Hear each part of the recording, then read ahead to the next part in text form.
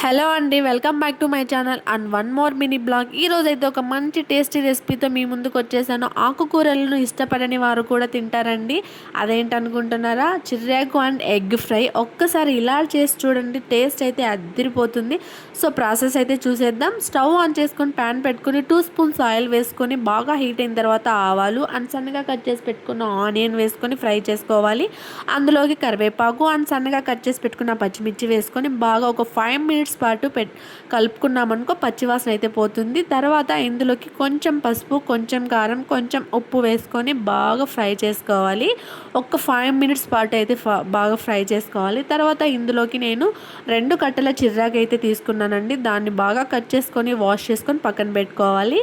మనం వాష్ చేసుకొని పక్కన పెట్టుకున్న చిర్రాకుని అయితే ఇందులోకి యాడ్ చేసేసి ఒక 5 మినిట్స్ పాటు అయితే మూత పెట్టి వదిలేసామనుకో ఇందులోకి వాటర్ అనేది ఇంక్రీజ్ అయ్యి ఆకుకూర అనేది మెత్తపడుతుంది. ఇందులోకి నేను క్వాంటిటీ ఒక 3 ఎగ్స్ లేదా 4 ఎగ్స్ వరకు తీసుకోవచ్చు. ఇక్కడ నేను 3 ఎగ్స్ తీసుకున్నాను. మీకు ఎన్ని ఎగ్స్ కావాలనేది మీ క్వాంటిటీని బట్టి మీరు తీసుకోండి. ఇలా మెత్తబడిన తర్వాత అటు ఇటు తిప్పుకున్నాం అనుకో ఒక 5 మినిట్స్ పాటు లో ఫ్లేమ్లోనే పెట్టుకోవాలండి. ఇందులోకి ఉప్పు కూడా మనం కొంచెం తగినట్టే వేసుకోవాలి. ఎందుకంటే ఆకుకూరలోకి ఉప్పు కొంచెం తక్కువే పడుతుంది కాబట్టి ఇది గుర్తుంచుకోండి.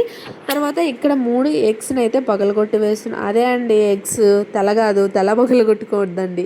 ఎగ్స్ని అయితే పగలగొట్టుకునేసి ఇందులోకి వేసుకునేయాలి. తర్వాత కైమాలాగా మొత్తం అయితే మిక్స్ చేసుకొని చిన్న చిన్నగా బాగా ఫ్రై చేయాలండి. ఒక ఐడియా జీవితాన్ని మార్చేస్తుంది అంటారు కదా, ఆ పూట తినే మనం ఆ భోజనం ఈ ఎగ్ అండ్ చిర్రెగ్ ఫ్రై అయితే టేస్ట్ అయితే మార్చేస్తుంది అండ్ అద్దిరిపోతుంది అనమాట.